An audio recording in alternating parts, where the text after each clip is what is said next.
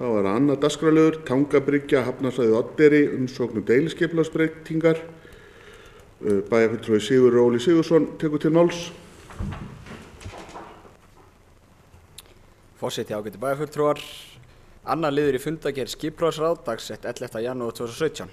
Erindi dagsett 14. júní 2016, þar sem Pétur Ólafsson fyrir hönd Hafnasambands Norðurlands sækir deiluskipulagsbreytingu vegna lengingar á Tangabryggju til suðurs. Skipulagsnefnd heimilaði umsækjanda þann 9. nóvember 2016 að leggja fram tillögu að breytingu á deiluskipulagi.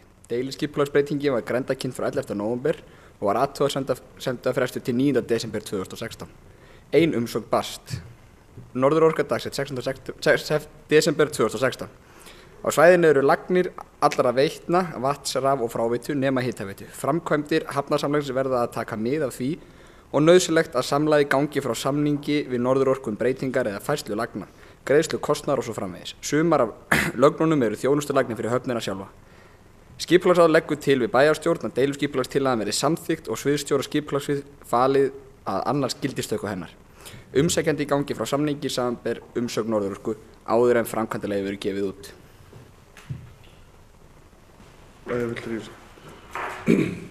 Sigurður Óli Sigurðsson hefur lokið máli sínu. Orðið er laust. Baldvin Valdimarsson bæjarfulltrúi biður orðið.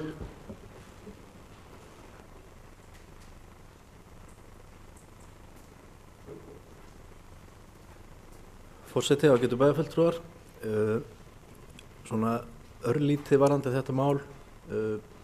Það er ekki meiningin að fara strax í þessa framkvæmdir. Þetta er hluti af svona framtíðar hugmyndum hafnarinnar varðandi þessa framkvæmdir, þannig að það eru ekki alveg á döfinni alveg strax, en hafnarstjórn vildi gjarnan að þetta leyfi lægi fyrir, þannig að þegar kemur að þessu, þetta er ekki á framkvæmdaráætlun næstu árin reyndar, þannig að þetta er svona meira varðandi framtíðarmúsík hafnarinnar. Takk. Bæjarfulltrúi Baldvin Valdimarsson hefur lokið máli sínu. Orðið er laust. Þess að enginn hefur hvert sér hljóðs, þá göngum við til atkvæðagreiðslu. Þeir sem geta samþykkt, við gefi merki.